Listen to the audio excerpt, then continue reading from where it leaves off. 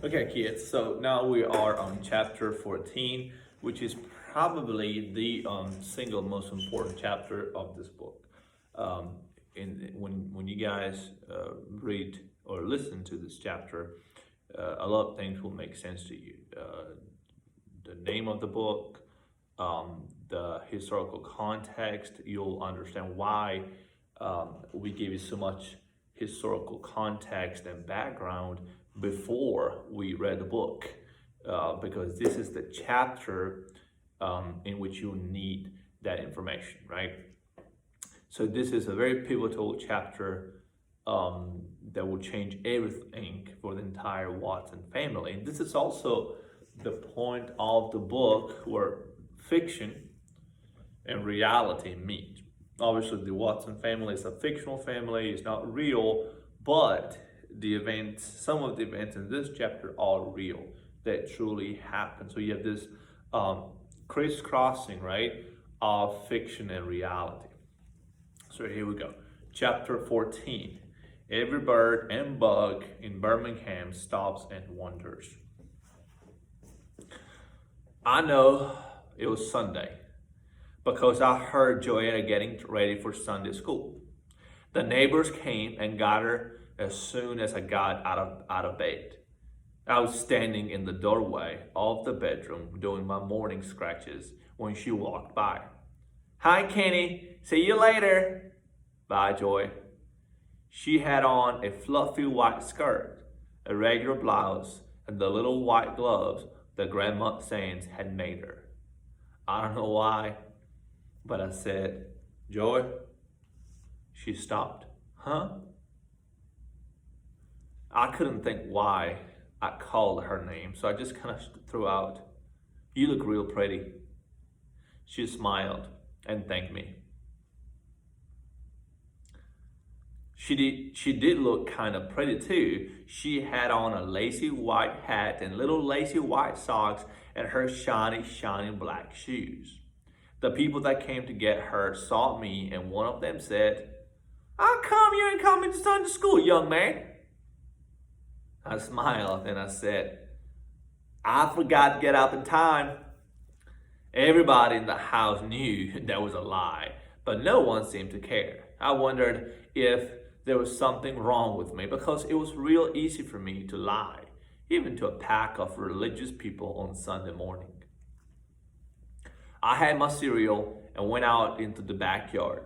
It was too hot even this early in the morning, so I walked over to the giant magnolia tree and rested in the coolness of its shade. All of the energy was gone from me already. It had been a few days since I almost got snatched by the whirlpool, and I still felt weak and tired all the time. Byron had made me promise not to tell anyone what had happened, so everybody thought that I was just being lazy. I heard people walking up and moving around inside, but I was feeling too tired to go and speak to anyone. Mama stuck her head out of the back door and got ready to yell for me, but when she saw me plop down on the foot of the tree, she smiled. Well, Kenneth, I thought you wandered off. How are you this morning?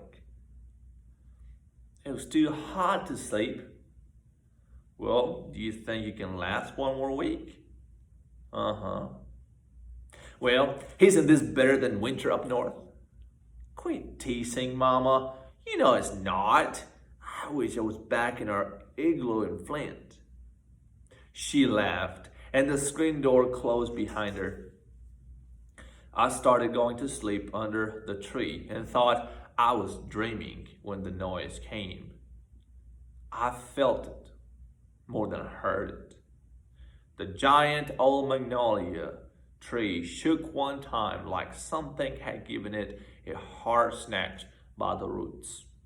Then there was a sound like a far-off thunderstorm coming, except it only thundered one long time.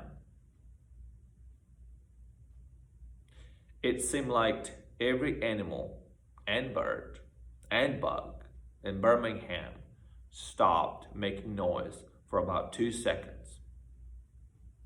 It seemed like everything that was alive stopped whatever it was doing and was wondering the same thing. What was that noise? Doors opened in the neighborhood and people came out and looked up in the sky. But there was nothing there. Not one cloud, nothing to give a clue to what the big hollow sound was. Nothing but bright, hot, stupid Alabama sun.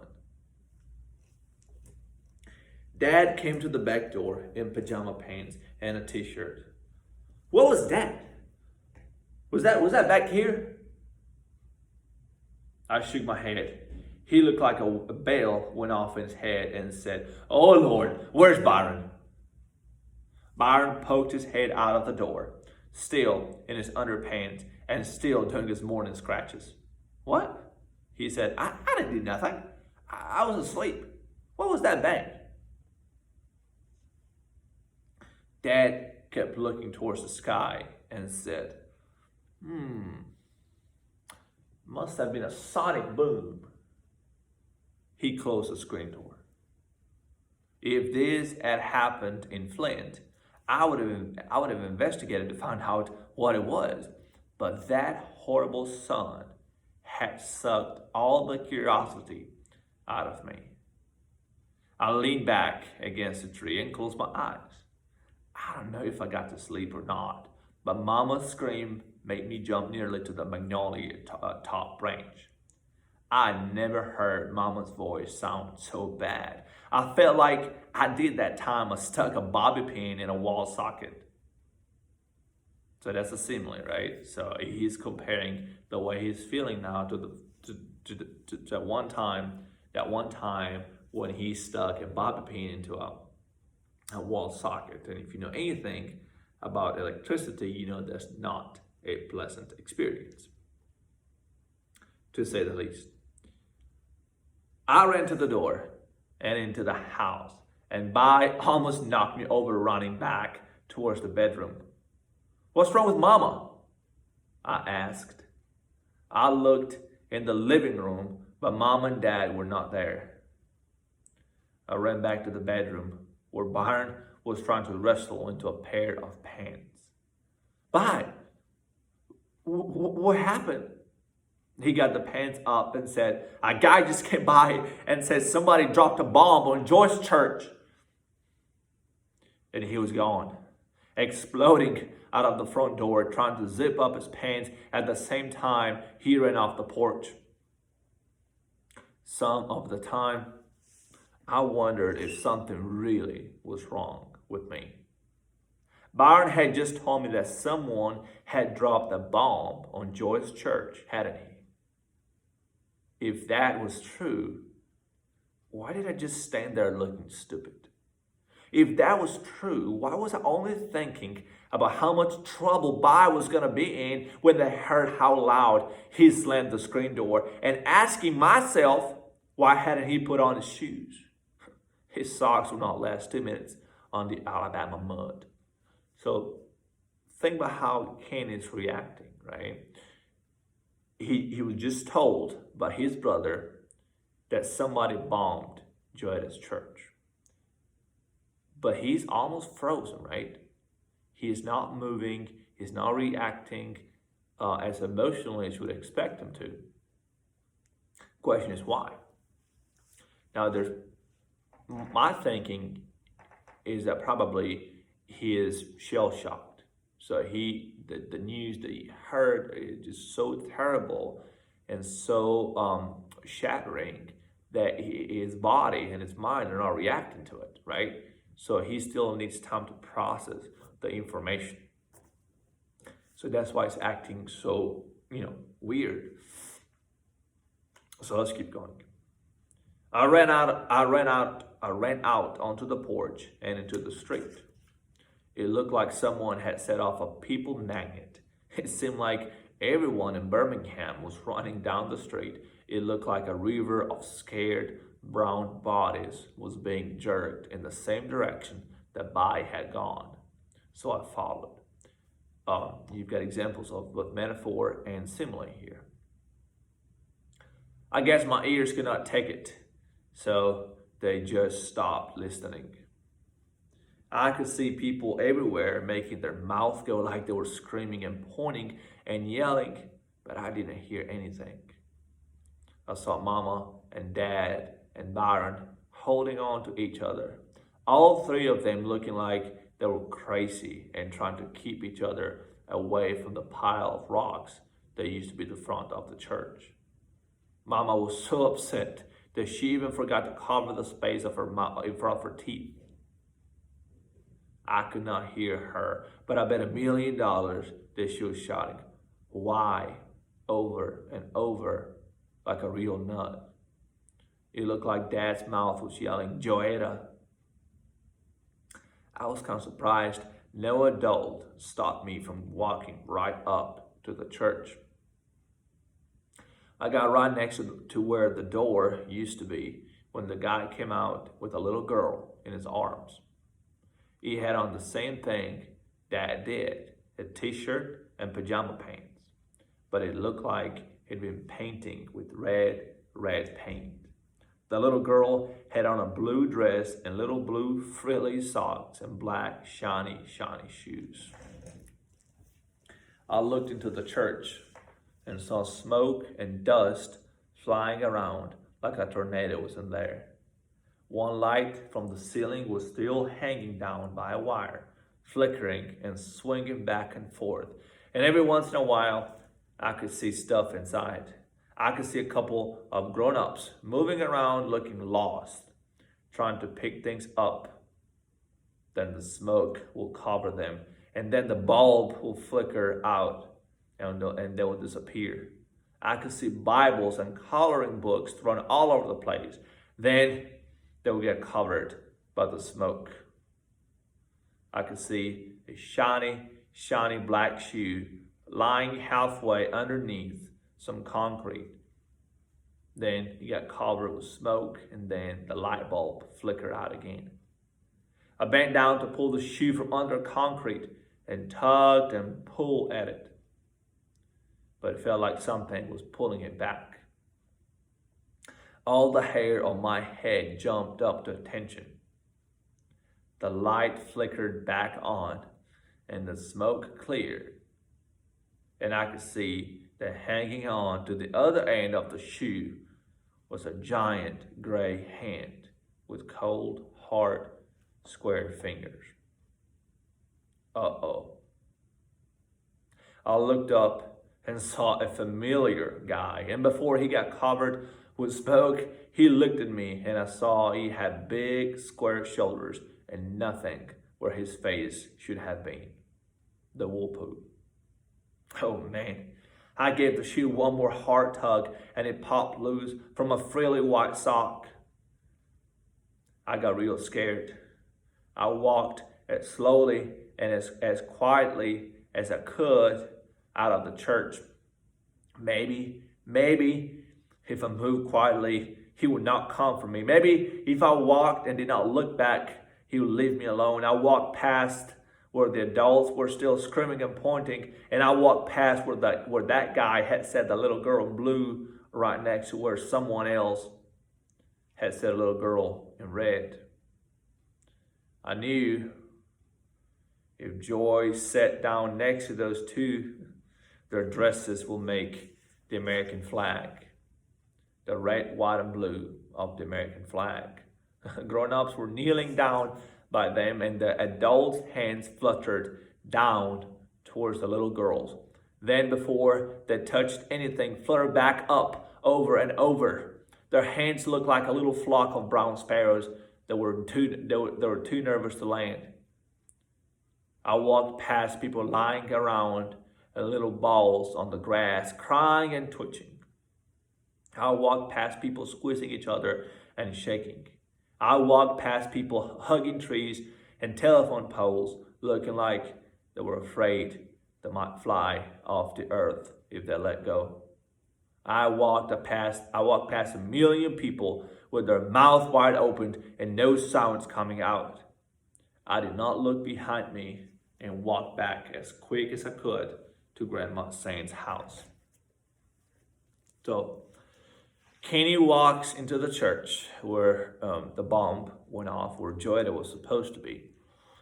And he thinks, right, that he sees Joetta lying under some concrete, presumably dead. And he tries to take the shoe, right? As he tries to do that, he thinks, and we don't know if that's real or not, there's not clarified, explained to us, but he thinks he sees the wool poo. The same wool poo that he saw at Collier's Landing when he almost died. So it is clear that the wool poo has a special meaning, has come to have a special meaning for Kenny. Every time something awful happens or is happening, the wool poo shows up. Again, we don't know if that's a product of Kenny's imagination or if that's some type of supernatural being. But nevertheless, what really matters is that Kenny thinks, he's convinced that he keeps seeing this creature every time somebody has a brush with death or death is involved. So just think about how awful, how scared, how horrified Kenny must be feeling at this time, walking into a church that was the site of a pretty much a terrorist attack. And he's convinced at this point that his sister died as a result of this bombing. So he's walking back to his grandmother's house, presumably shocked still, not fully comprehending what happened. So this is a very poignant, very thick chapter in many ways, right? There's a lot of stuff happening, and more stuff will happen in a minute. Let's keep going. I felt like I floated up the front stairs. Then I made sure the screen door did not slam and took my shoes off and went in and sat on my bed. I hadn't remembered to make it up that morning. So I got up and tucked the sheets in and fluffed up the pillow like Mama does. I sat back on the bed and looked down at my hands. They were acting like nervous little sparrows too, so I squeezed them between my knees. I reached in my pocket and took out the shiny, shiny shoe. When me and the wool poo were trying to grab it away from each other, the back part had gotten ripped. Man, the shoe was ripped like it was made out of paper. The picture of the little white boy with the girl's hairdo and the dog was torn right in half. All that was left was the dog smiling at me like he'd just eaten cat. I tried to remember if I'd been mean to Joy this morning. I guess I hadn't. I never did tell her how she helped Byron save my life in the water. I guess I should have. Where do you go? How do you get back here so fast? How come you change your clothes? My ears had decided to work again. I looked up towards the front door, but stopped looking when I saw the white frilly socks standing on the wooden floor in front of my door. I guess the wool poo was taking Joy around for her last visits. I was afraid to look up. I was afraid to look at her face. I knew that I would see the wool poo's rope tied around her waist. Hi, Joy, was all I could think of saying. Where are Mom and Daddy? Oh, you'll probably get to see them next. He takes you around to see your family before you go. She sat beside me on the bed. I still wouldn't look at her. I dropped the shoe and used my knees to stop the sparrows from fluttering around. Sparrows being his hands. Oh man, this was very scary. I'd seen the two little girls on the grass in their red and blue dresses, and I didn't want to see my little sister that way too. What's wrong with you, Kenny? How come you're looking so funny? I guess I should have told you thanks for saving my life, huh? Is it too late to tell you that? Joy did not say anything for a second, then got up off the bed. Why are you acting so crazy? Where are Mommy and Daddy? What's that you dropped? What are you trying to hide? She picked her shoe up from where I dropped it. Oh, Kenny, whose shoe is this? What do you do to it? It's yours, Joy. I got it from the wool poo. You better quit trying to scare me, Kenny, or I'm gonna tell Mama. This better not be my shoe, or you're in big trouble, Buster. Joy walked out of the room, but I still couldn't look at her. The wool poo was pull-wish stopping her away. Joy. After a second, she came back into my bedroom. What? She was sounding real mean. I didn't look up. I kept looking at my hands. I love you. Whoop! The shiny, ripped black shoe hit me right in my chest. Whose shoe is that? And I finally looked up to see what Joy looked like. There were no ropes around her waist, and nobody with square toes was hanging around. But what really surprised me was that Joy had both of her shiny black shoes in her hands. She had taken them off at the front door. Kenneth Bernard Watson, you better tell me what's going on or I'm gonna tell. I'm not playing with you. Joy was imitating Mama so much that she did not say Bernard, but she said Bernard. Joy, didn't you go to Sunday school? You know I did. Well, don't you know what happened? Joy sat back down next to me. Kenny, I'm not playing with you. Why are you acting so weird? Her voice was starting to get all choky. Why aren't you still in that church? It was so hot in there that I went and stood on the porch and saw you. Saw me? Where? Kenny, you better stop this nonsense. You know, you waved at me from across the street. You know, when I tried to come to you, you kept laughing and running in front of me. You know, I chased you all the way down the street. Joy got a funny look on her face. But you had different clothes on. Joy's voice was getting higher with everything she said, and when she was done, she was sounding real crazy. Joy, that's it! You're through this time, mister. You don't know when to stop teasing, do you? That's it. I'm telling on you. Joy stood up and ran up the stairs, screaming, Mommy, Mommy, Mommy! I could hear Grandma Sands moving around upstairs, and she finally climbed down the steps and came into my room. Joy was hanging on her arm, still screaming. Grandma Sands must have real thin blood, because even though it was hot as a furnace in the house, she had on a big, thick nightgown and a big, thick robe. The smell of baby powder came into the room a second after she did. What on earth are y'all doing raising this much cane this early in the morning? Jada, honey, stop that noise. Kenny, what's wrong with this child? And Joetta finally said, He's trying to scare me, Grandma says. He won't tell where Mommy is. Joy kept boo-hooing like a real idiot. Kenneth, where's Willow and Daniel? Grandma Sands pulled Joy off her leg and held her shoulders, then gave her a little shake.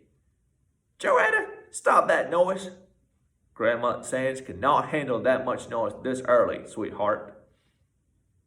A bell went off in my head. The Whoopoo had missed Joy. He was not having much luck at all with any of the weird Watsons. I had to get to the church to get Mama and Dad and Byron. Grandma Sands said, What are all them sirens doing? Lord, has the whole world gone mad today? Where's your Mom and Daddy? The last thing I heard was Grandma Sands yelling, Boy, if you slam that door like that again, And I looked down and saw my socks flying over the Alabama mud, which is also a personification because obviously the socks cannot fly, cannot move, meaning that he was running real fast without his shoes on. All right, a lot of stuff here.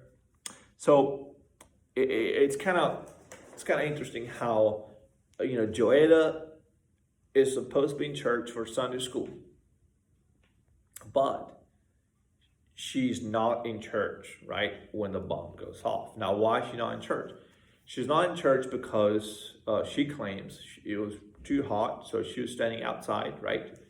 And she thinks that she saw Kenneth, and Kenny said something to her, so she chased him, and then runs back to the house. But Kenny, according to Joanna, was wearing different clothes from the ones that he has on at the house. And we know, as readers, we know that Kenny was actually laying under the magnolia tree when the bomb went off. So what happened? The answer is we don't know. The book never explains what happens, and so we, the readers, are left with questions. Did Joetta see an angel that saved her life? And that angel looked like Kenny? Did she see somebody that looked just like Kenny and she thought he was Kenny, so she followed him? We don't know that. What we do know is that Joetta was not in the church at the time that the bomb went off, and that may very well have saved her life.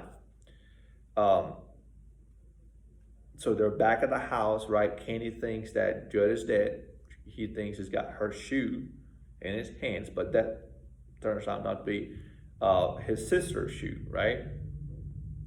He's afraid to look up because he thinks that Joetta is dead, and he's seeing a dead person. He's talking to a dead person. He thinks that the Wolpo is carrying Joetta around to say goodbye to all of her family. But then he realizes that she's not dead, right? That she is very much alive, and she's actually very upset because she thinks that Kenny is playing a trick on her. So the episode of the bombing of the church truly happened. And it truly happened in Birmingham, and it truly happened in the late summer of 1963. Actually, I've been to that church in Birmingham. There's a Baptist church right in the middle of the city, and it's still there to this day. So this is a real episode of American history, a dark one. And the question that we get is, why do things like that happen? Why did somebody put a bomb in the basement of a church on Sunday morning while Sunday school was taking place and killed four girls? Well, there's an historical explanation for that, and there's also a more, I guess, if you want to call it, a more spiritual one, right? So the bomb was set by the Ku Klux Klan. We talked about it before we read the book, right? The Klan was a group of white supremacists that was fighting integration, was very much in favor of segregation, and they wanted to keep white supremacy as the law of the land in southern United States. By all means, they are a terrorist group, right? No different from the counterterrorism that we see today in the world. And in 1963, they actually bombed that church with the intention of killing as many African American churchgoers as possible. And like I said, they ended up killing 4 little girls whose names are at the beginning of the book. Why? I don't have a good answer for that. There's a lot of evil in the world, and there's a lot of evil in man.